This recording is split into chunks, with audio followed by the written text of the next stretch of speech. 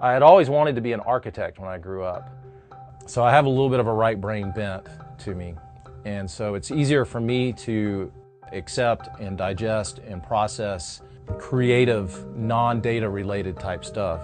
Bryce Blocker is 43 years old, a husband, a dad of 3, and a project manager in the IT department at a nonprofit. There's some ambiguity when you're doing software project management in terms of scope of projects and issues that come up and challenging personalities and keeping the pace so that you can get it over the finish line. I love that it's a small company. I used to work for a much larger company, so I have more responsibility, which does come with its own stressors. To relieve that stress, Bryce uses woodworking to find balance. Woodworking has been my outlet for several years now. I do it in my home, in my basement, and it's just big enough to work on decent sized projects. When we bought this house, this was one of the reasons we bought it. I got into actually working with wood and working with hand tools, especially, and the tactility of it and the smell of it and the silence of it sometimes was just very comforting. I just finished a dining room table, full-size table, made from old barnwood for a family that had salvaged some material from a family property. I've done anything from built-ins to cabinetry, handmade bedside tables, and buffets.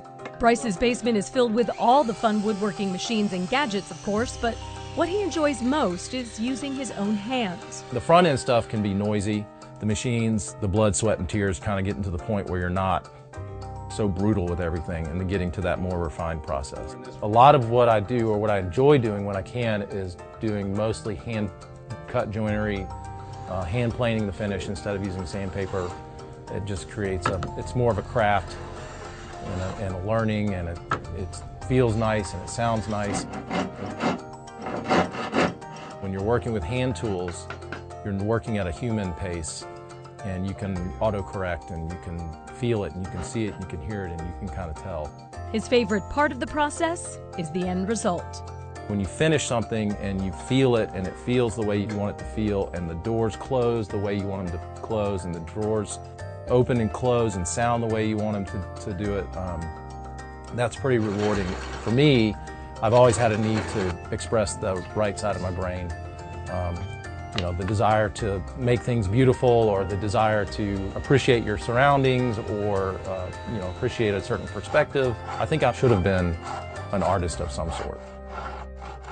Holly Furfer, CNN.